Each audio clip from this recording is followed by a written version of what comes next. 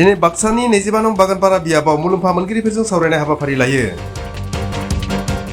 मिरु सरकार, रायजो सरकार आरो बिटिसि सरकाराबो थोंजोङैनो 30नि बांसिन फ्लेक्सि प्रग्राम लानानै गोरिब नखरनो आइजोफोरनि थाखाय आरो लाइमोन सेंग्रा सिख्लाफोरनिफ्राय आसुनि लायो।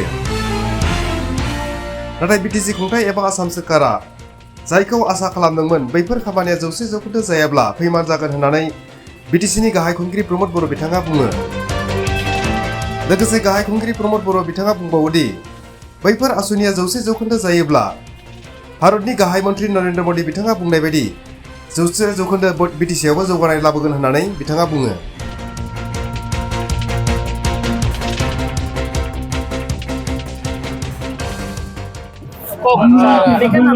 আমি বড়োলেণ্ডৰ 40টা সমষ্টিত হিতাধিকাৰী সভা আয়োজন কৰিছোঁ আৰু এই হিতাধিকাৰী সভা আয়োজন কৰাৰ মূল কাৰণটোৱে হৈছে যে কেন্দ্ৰ চৰকাৰৰ বহুতখিনি আঁচনি, ৰাজ্য চৰকাৰৰ বহুতখিনি আঁচনি ডাইৰেক্টলি আমাৰ হিতাধিকাৰীসকলৰ বেনিফিটৰ কাৰণে দিয়া হৈছে আৰু স্বাধীনতাৰ পিছত বিভিন্ন সময়ত বিভিন্ন চৰকাৰে এই আঁচনিবিলাক দিছে।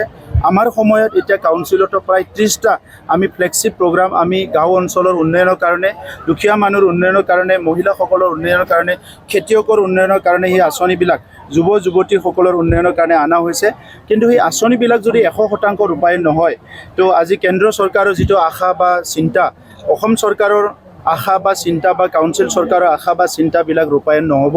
সেইকাৰণে আমি চৰকাৰৰ তৰফৰ পৰা ডাইৰেক্টলি হিতাধিকাৰীৰ লগত কথা পাতিছোঁ যাতে তেখেতসকলে কোনো কাৰণতে কোনোবা আঁচনিৰ পইচাটো বেলেগত খৰচ নকৰে। প্ৰধানমন্ত্ৰী আৱাস যোজনাৰ ঘৰ এখন বনাই ল'লে 20-25 বছৰ ভাল হয়, টয়লেট এটা বনাই ল'লে হাইজেনিক আমাৰ মহিলাসকলৰ কাৰণে খুব বেছি ভাল হয়। চ' তেনেকুৱা কৰি প্ৰত্যেকটো আঁচনি আমাৰ হাঁহ কুকুৰা পালন কৰা, ছাগলী পালন কৰা, গাহৰি পালন কৰা, মুৰ্গী পালন কৰা, হেণ্ডলুমৰ আঁচনি, প্ৰত্যেকটো আঁচনিবিলাক যদি 100% ৰূপায়ণ হয়, প্ৰধানমন্ত্ৰী নৰেন্দ্ৰ মোদী ডাঙৰীয়াই বিচৰা নিচিনা ভাৰতবৰ্ষখন বিকশিত ভাৰত গঢ় দিয়াত আমি অতি সহজে আগবাঢ়ি যাব পাৰিম। গতিকে কাউন্সিল চৰকাৰ বহি থকা নাই, আমি যাতে এই কথাবিলাক সজাগতা কৰিব পাৰোঁ আৰু বাস্তৱত ৰূপায়ণ কৰাত আমি 100% সফল হ'ব পাৰোঁ।